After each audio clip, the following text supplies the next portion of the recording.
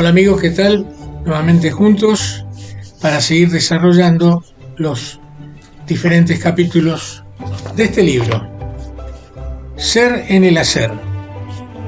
Como yo siempre les digo antes de comenzar la síntesis de cada capítulo, factor y recurso humano, personalidad e identidad laboral, una perspectiva desde la intervención convergente en la organización del trabajo. Y bien, hoy vamos a hacer una síntesis del tercer capítulo, Introducción al modelo diagnóstico de la cultura organizacional, algunas definiciones operativas. Así se titula el tercer capítulo. Y bien, en este caso, ya avanzando un poco más en los conceptos que hemos presentado introductoriamente en el capítulo 1 y el capítulo 2, vamos a especificar un poco más acerca de lo que tiene que ver con respecto del modelo de intervención en las organizaciones laborales. Lo primero que les quiero comentar es una definición del modelo COTA, el modelo COTA. ¿Qué es el modelo COTA? ¿En qué consiste? El modelo de intervención organizacional, COTA, consiste en una aproximación tanto en la organización del trabajo como en el estilo de personalidad de cada uno de los integrantes de los grupos y los equipos de trabajo y cómo interactúan esos grupos en función de los distintos roles y esos roles cómo se articulan con los estilos de personalidad. COTA significa convergencia organizacional, transactiva y autoeficaz. Y bien, entonces vamos a definir cada uno de estos cuatro términos. COTA.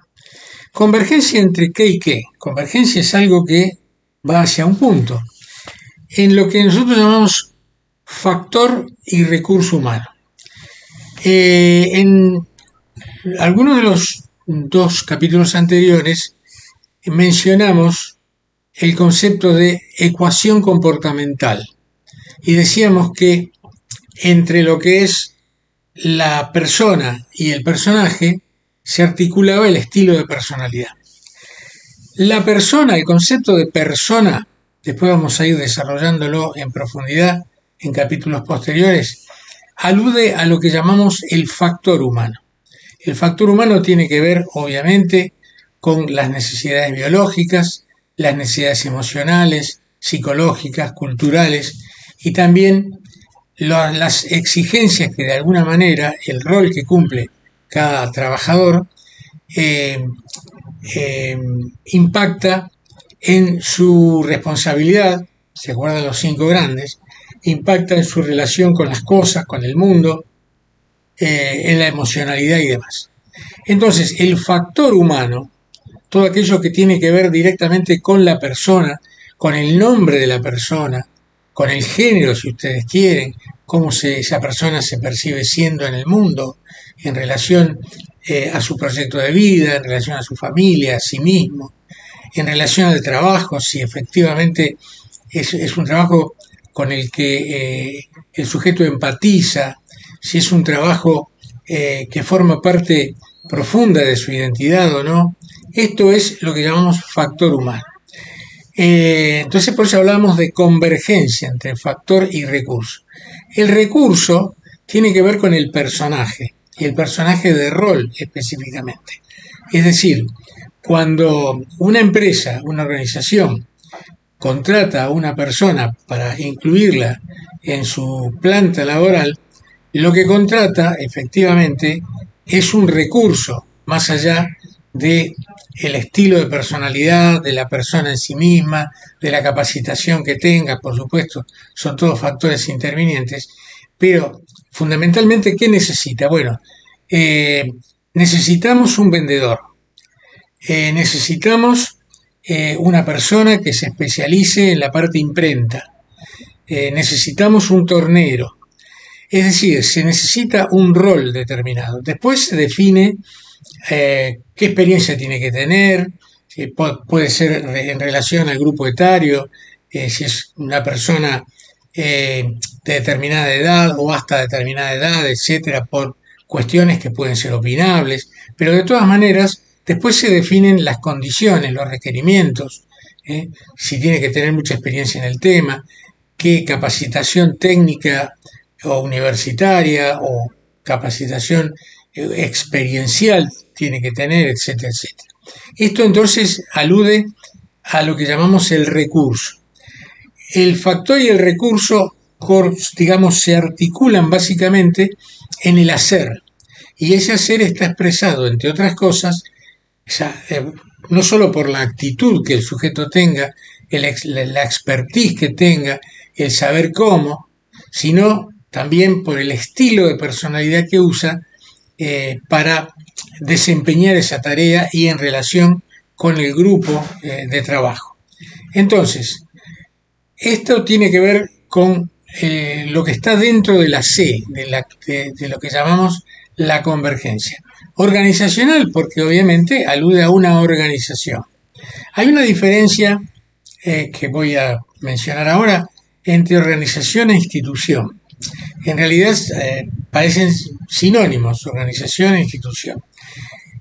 A veces se puede usar los dos conceptos como las dos palabras como sinónimos. En realidad la organización es una organización material, administrativa. La institución tiene que ver básicamente con lo que eso implica desde el punto de vista simbólico, desde el punto de vista abstracto. La institución es algo que está establecida en la organización y cómo se relaciona con la cultura, con la sociedad e incluso con el discurso jurídico o con las normativas jurídicas. Y bien, vamos ahora a la T, la transactividad.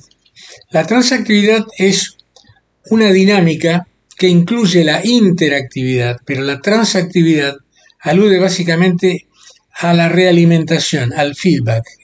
Es decir, hay una interacción entre A y B, y también B interactúa con A y modifica en parte la intervención original de A.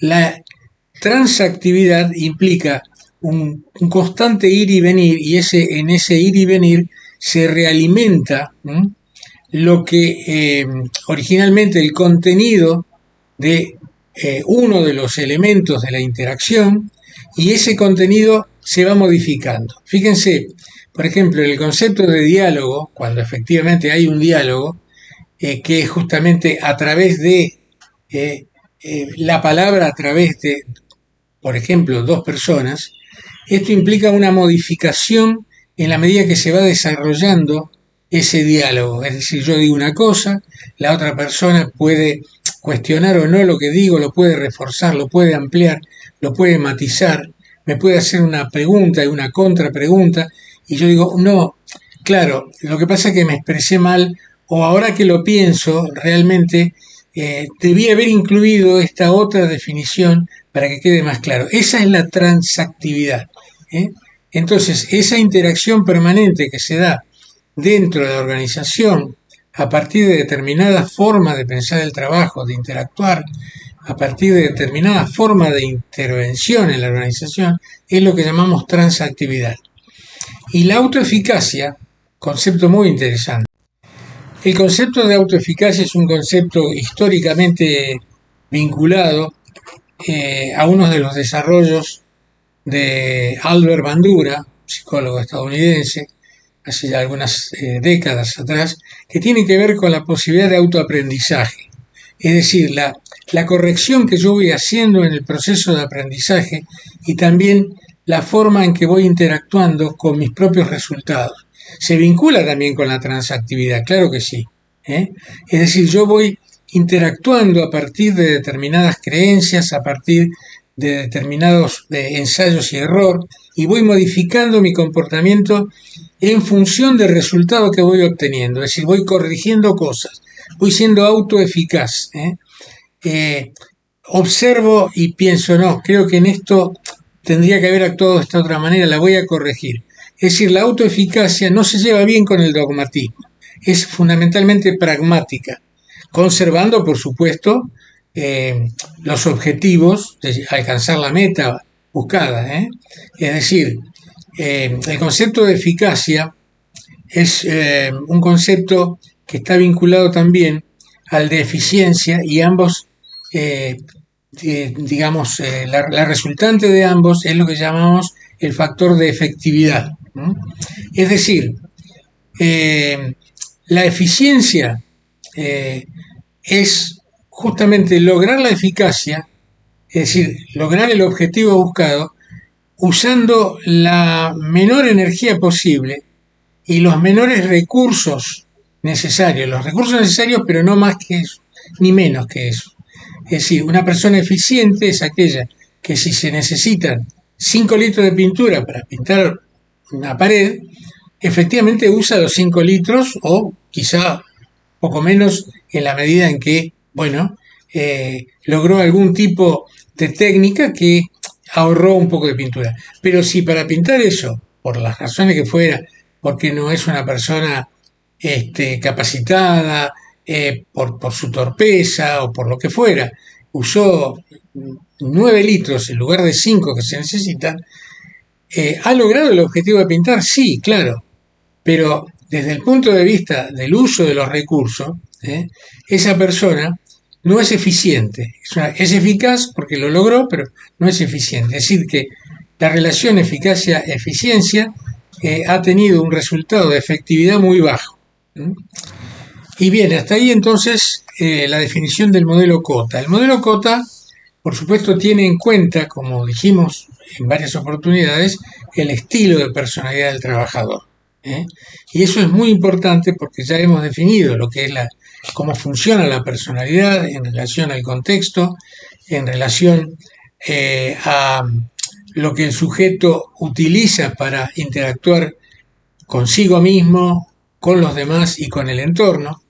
Y esto es fundamental al momento justamente de la autoeficacia. Por eso el concepto de personalidad es fundamental, tanto desde el punto de vista del estilo de personalidad, como desde el punto de vista de que, volvemos a citar a Bandura, no es tanto lo que tengo, sino más bien cómo lo uso.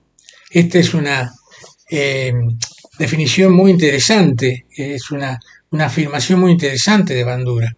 No es tanto lo que tengo, sino más bien cómo lo uso. Yo puedo tener una cantidad enorme de conocimientos teóricos, pero si al momento de transmitirlo, de dar clase, por ejemplo, los uso mal, entonces el resultado, desde el punto de vista de la autoeficacia y desde el punto de vista de la eficacia y de la eficiencia, evidentemente será muy pobre. Bien, hablamos del modelo Cota, hablamos del factor y recurso humano, de personalidad. Vamos a ver que en función de cómo se relaciona el estilo de personalidad, por supuesto, sostenido en la persona, con sus necesidades, su capacitación, etcétera, pero fundamentalmente desde el punto de vista del estilo de personalidad, con el personaje de rol, da como resultado 3 dinámicas diferentes. La primera es cuando en esa relación persona-personaje, lo que predomina es el automatismo. El automatismo es algo que el sujeto ha incorporado, por ejemplo, un discurso de venta, con independencia de la persona que tiene enfrente, una especie de estandarización del discurso o de estandarización de un determinado procedimiento, que puede ser necesario, sobre todo cuando es un procedimiento técnico, desde luego, y esto es lo que llamamos justamente la resultante de un comportamiento automático que desde el punto de vista quizá del destinatario, supongamos, vamos a dar el ejemplo de la venta, del destinatario, se transforma en una suerte de burocratismo o de un, digamos, de un trámite administrativo. El sujeto, digamos,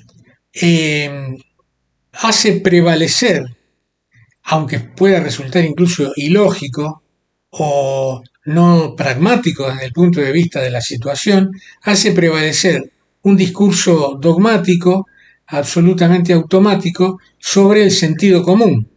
Entonces allí la, el estilo de personalidad, el estilo de personalidad, es un estilo absolutamente rígido. La persona es muy poco flexible y da como resultado el automatismo. El sujeto simplemente repite lo que ha aprendido, pero no lo adapta, no lo modifica, no lo flexibiliza en función de la situación. La segunda posibilidad es lo que llamamos el personalismo. Es decir, el sujeto no tiene en cuenta el destinatario, no tiene en cuenta los resultados, y hay una suerte de egocentrismo de personalidad donde justamente a diferencia del ejemplo anterior, lo que predomina en ese caso es sus propias expectativas autocentradas, narcisistas, donde incluso modifica algunas cosas, pero no desde un punto de vista pragmático, sino desde un punto de vista de sus propios intereses. ¿Eh? Ahí hay una suerte, si ustedes quieren, de discrecionalidad. El sujeto adapta la situación a su propio interés.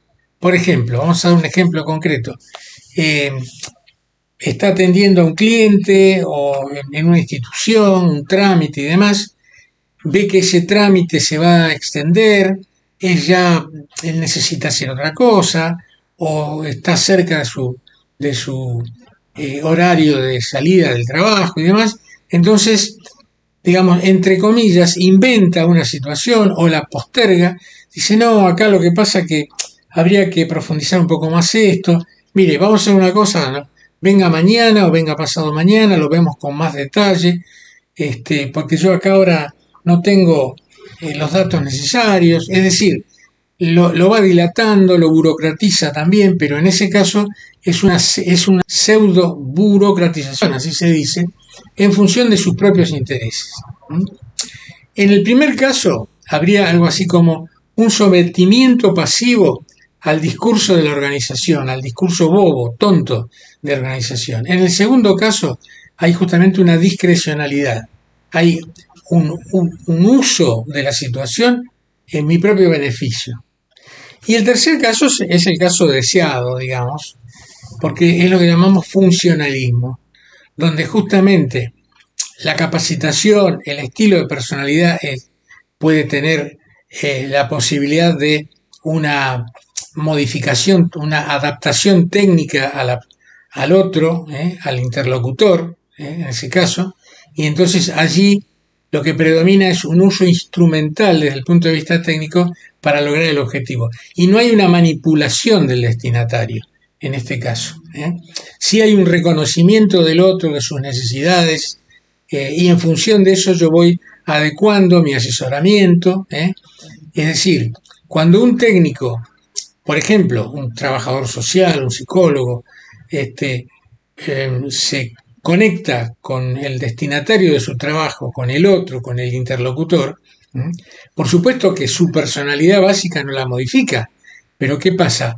Va adaptando su intervención, su discurso, sus preguntas, técnicamente, para lograr justamente un vínculo compatible con el otro, y no un choque. Inclusive hay técnicas, eso se ve, por ejemplo, en trabajo social, eso se ve en la relación entre un psicólogo y un paciente y demás, donde es importante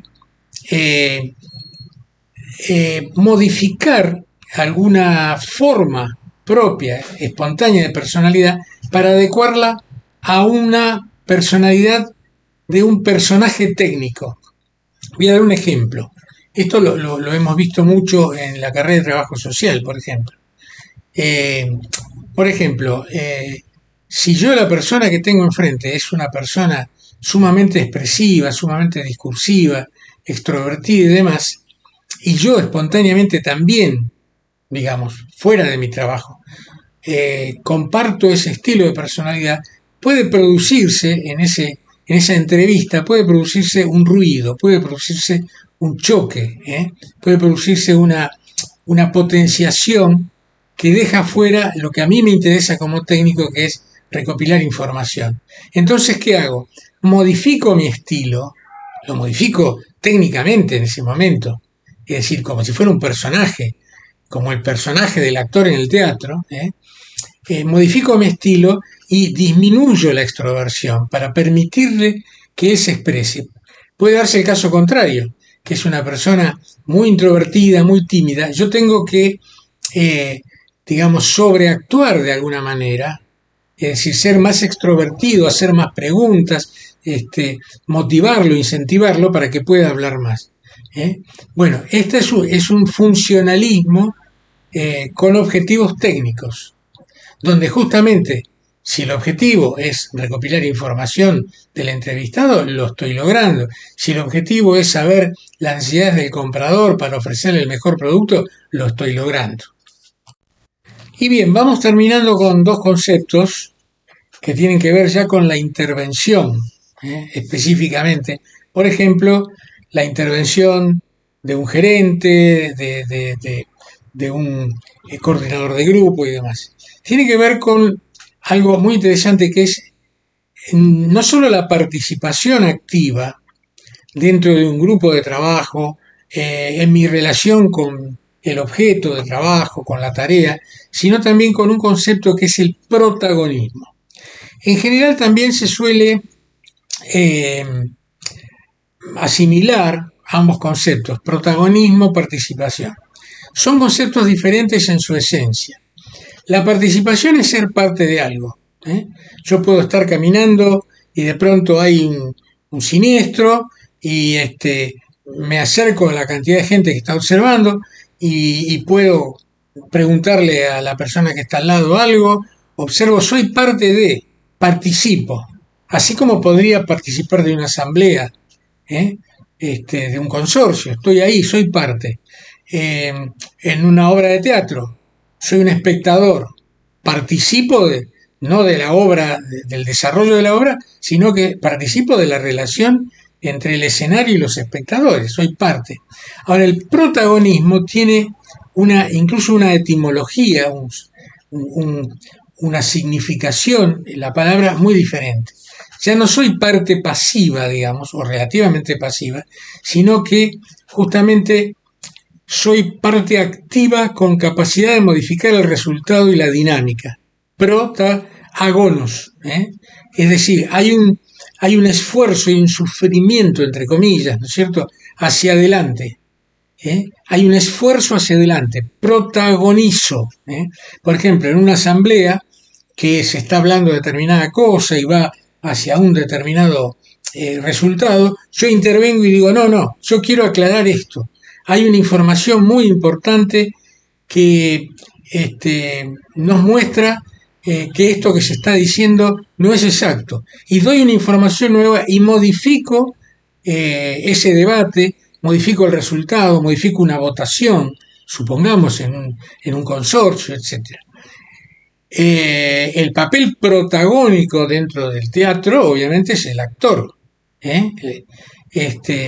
Bueno, de alguna manera también, en algún momento, los espectadores, con el aplauso o con la crítica, forman parte de ese protagonismo. Una obra mala que ha defraudado, hay pocos aplausos, gente que quizás se levante y se vaya, o lo abuchea, supongamos, en el paroxismo del apasionamiento, o se pone de pie y aplaude durante 10 minutos. Bueno, eso forma parte del protagonismo. Entonces, dentro del trabajo, el protagonismo y la participación es importantísimo. Y dentro de lo que es el protagonismo, tiene que ver con el involucramiento en la tarea del trabajador. Es decir, ¿quién sabe más sobre lo que está haciendo? La propia persona que está trabajando en eso. El saber cómo. El saber cómo. Y por eso es importante, dentro del saber cómo, hay distintas maneras de llegar a un resultado. puede ser que haya protocolos que haya que cumplir, pero también la experiencia hace que una persona nueva que entró al trabajo dice, a mí me dijeron que hay que hacer esto de tal manera. Sí, sí, eso es formal, es cierto, y no es que esté mal, pero fíjate que tiene tal problema que no está contemplado. Entonces, por eso, aquí en realidad lo que introducimos es tal cosa que mejora el resultado. Ese es el saber cómo. ¿Eh? Bien. Entonces, esto nos lleva también a un comentario, simplemente para ir redondeando, que es justamente la teoría de la motivación. ¿Eh? El protagonismo es, de alguna manera, una suerte de automotivación, es autoeficaz porque el sujeto se entusiasma con los resultados positivos y reflexiona sobre los resultados negativos. Si el sujeto hace simplemente lo que le dice el jefe y nada más, dice, y no quiere pensar, no, acá no hay que pensar, hay que hacer lo que me dijo el jefe, no, él tiene que tener su propio criterio. Y si ve que lo que el jefe le indicó es algo peligroso o algo que no tiene la utilidad necesaria o que no es del todo productivo, con todo respeto habla con el jefe y le dice, mire, esto es mejor hacerlo de esta manera. Y es importante ahí que el líder, el jefe, escuche y diga, claro, es cierto, yo no lo tengo en cuenta porque yo no estoy trabajando en esto. Yo tengo quizá la teoría del libro, pero no estoy trabajando en esto. ¿Eh? Esto nos lleva a la famosa teoría de XY de McGregor, que tiene que ver con la importancia de la motivación en los resultados. La teoría tradicional, que es justamente bajar línea, esto hay que hacerlo así y no pregunten, lo estoy simplificando, es más compleja la teoría de XY, es, digamos, el modo X tradicional. McGregor lo que propone es lo que él llama el modelo Y, que tiene que ver con la motivación, la importancia de la motivación en los resultados. Es fundamental. El entusiasmo del sujeto, el sujeto motivado en el momento del proceso laboral. Muy bien. Y bueno, finalmente el último punto del capítulo 3, que aquí yo me lo he anotado para ser un poco ordenado en lo que les voy transmitiendo, tiene que ver justamente con lo que llamamos prevención-acción dentro de la cultura organizacional. Concepto cultura organizacional que vamos a ver próximamente, es decir, todo lo que tiene que ver con la tradición de la organización, lo que tiene que ver con la eficacia o la no eficacia, con la historia de la organización, con la imagen que la sociedad tiene de esa organización. Imagínense que dice, ¿sabés que entré a trabajar a tal lugar? Qué bueno, te felicito, porque me han dicho que es una empresa extraordinaria. Hay mucha gente que quiere entrar a esa empresa. O al contrario, sí, vos sabés que entré a trabajar en tal lugar. Ah, sí, mira, no tengo buenas referencias a ese lugar, viste, qué sé yo. Que sí, bueno, hacé lo que puedas. Eso es muy importante para el sujeto que ha ingresado, que está trabajando en un lugar. Se siente parte de ese proceso, que hay o no reconocimiento, básicamente. Eso forma parte de lo que llama cultura organizacional y también dentro de cuando alguien dice, no, pero lo que pasa es que acá las cosas siempre se hicieron así, las tradiciones. Algunas son buenas, otras no tanto. Y la prevención-acción tiene que ver con esto, es decir, tener en cuenta la cultura organizacional para poder trabajar en la intervención con el modelo COTA, para poder trabajar en función de prevenir hechos indeseados a futuro. Porque si yo voy a un lugar nuevo como interventor, como consultor, porque hay un problema o porque quieren lograr un objetivo y me han contratado y demás, y resulta que sin hacer un diagnóstico de la cultura organizacional, empiezo a decir, bueno, a partir de hoy vamos a hacer esto de esta manera y demás, voy a fracasar. Porque aparece la resistencia al cambio inmediatamente. La gente o porque no entiende mi propuesta, o porque no está acostumbrada a eso, porque le da miedo, o porque estoy tocando intereses, que algunos son intereses absolutamente nimios, que tienen que ver con el estilo de personalidad, con las inseguridades. Es muy interesante ese proceso. Ninguna intervención externa para modificar la productividad, para modificar la eficacia, la eficiencia, la salud laboral, por supuesto, la calidad de vida laboral, va a dar resultado si no se hace primero, durante un determinado tiempo, un diagnóstico de la cultura organizacional. Y acá entran todos, los directivos, los trabajadores y demás. Y los directivos a veces contratan, digamos, interventores, contratan consultores. Yo quiero lograr tal cosa, pero no se asumen en sus limitaciones. Y cuando a veces, me ha pasado, los convocamos para confrontarlos con el resto del grupo de trabajo, no, bueno, tienen resistencia, no sea cosa que me critiquen. Y también, por otro lado, el grupo tiene cierto temor, cierta prevención de decir algo que se dice quizá a espaldas del directivo y no decírselo directamente, con todo respeto. Mire, yo no estoy de acuerdo con eso. Estamos hablando, acá básicamente lo que estamos hablando es la forma de organizar el trabajo, de mejorar el trabajo, de insertarse y demás. Después está todo el otro tema administrativo, económico y demás, que por supuesto eso tiene que estar garantizado porque si no son variables intervinientes que interfieren negativamente en el proceso de trabajo. En alguna vez, como ejemplo, con esto cerramos, me ha sucedido que en una organización se me convoca para hacer una mejoría en cuanto a la dinámica de trabajo, que desde el punto de vista de los objetivos era racional, ética y demás, y había un consenso, digamos, del grupo de trabajo, un consenso favorable para hacer esos cambios. Pero claro, después en el medio surgió un problema de tipo económico, de retribuciones, que no era el objetivo, obviamente, de la intervención, ni el objetivo de la transformación de los procesos, y eso interfirió de tal manera que obviamente desmotivó al personal para sumarse a esta tarea de transformación, y yo en lo personal dije, primero solucionen este problema de retribución, desde el punto de vista burocrático, técnico, sindical, lo que fuera. Una vez que esté solucionado eso, vamos a trabajar en el otro tema, el tema justamente de mejorar la calidad de vida laboral, y la calidad del producto y la calidad del resultado. Y bien, con esto fue un poco, quizá este capítulo un poquito más extendido que el capítulo 2. Cerramos y nos vemos en el próximo encuentro, el capítulo 4. En el capítulo 4 vamos a desarrollar, esperen que no quiero olvidarme el título, Desempeño laboral, la personalidad hace la diferencia. Muy bien, muchas gracias y nos vemos en el próximo video.